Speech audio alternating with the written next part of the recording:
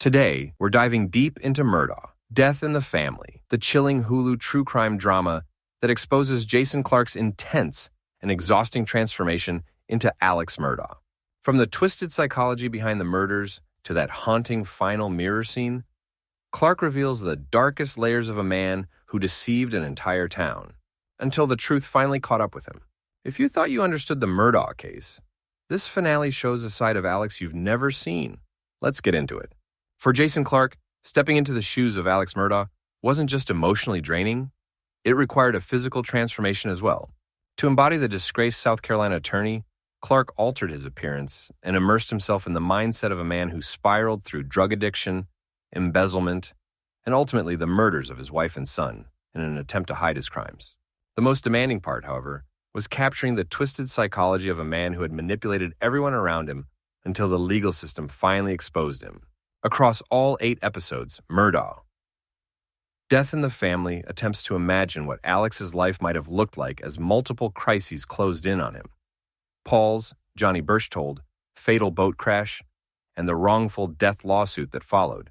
His law firm uncovering his financial fraud, and Maggie, Patricia Arquette, sensing his lies and drug dependency.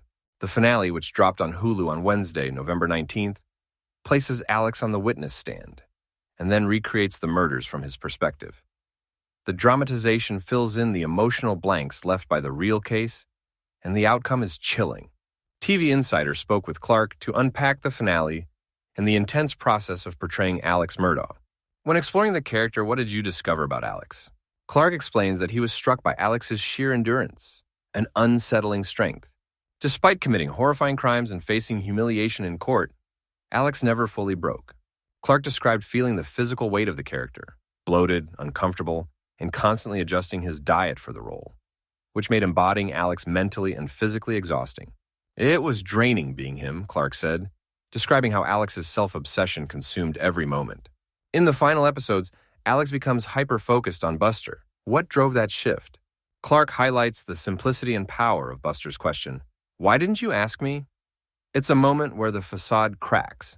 Buster is the only remaining anchor in Alex's life, the last piece of his legacy. Clarke views Alex as someone who must keep moving like a shark, terrified to stop. Even in the murder sequence, Clarke portrays a brief moment where Alex could have turned the gun on himself, but didn't. His survival instinct and warped sense of control carried him forward. Regarding that final scene, Alex facing himself in the mirror, is that acceptance? Clarke says Alex isn't fully indifferent. The past haunts him, even if he refuses to break down. The metaphor of the man in the mirror is part of his process of accepting what he's done, but not in a remorseful way.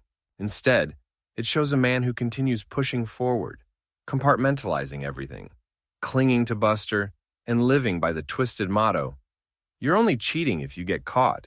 The prison canteen conversations felt deliberately cold. How did that help shape the tone? Clarke says those details underline Alex's self-centeredness. Even behind bars, everything circles back to his needs. Money, favors, deals. It shows how little emotional depth he has left, grounding the performance in that chilling emptiness. Throughout the show, you appear to play 2 versions of Alex, the real man and the manipulated image he presents. How did that influence the testimony scenes?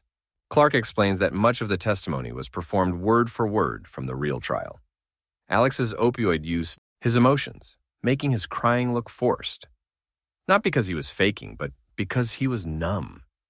Clarke also notes how Alex grew more polished as the trial continued, losing weight and rehearsing his performance, even as it ultimately hurt him.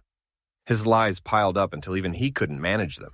Some scenes from Alex's exchange with Prosecutor Creighton weren't shown. What did they reveal? According to Clarke, the omitted footage captured moments where Alex opened the door to more incriminating evidence, and then panicked as the courtroom turned on him. The locals who once admired the Murdaughs now openly mocked him. A major shift in the town's loyalty. Episode 6 features emotional moments with Patricia Arquette and Johnny Berchtold. Was Alex second-guessing himself? Clarke believes so. He interprets Paul's murder as something Alex premeditated, but Maggie's as a last-minute chaotic decision born from panic and resentment. Clarke suggests that if Maggie had stayed home and comforted him that night, Alex might have confessed instead of killing her. The writers built a version where Alex was torn between seeking help and doubling down on destruction, ultimately choosing the latter. Thank you for watching.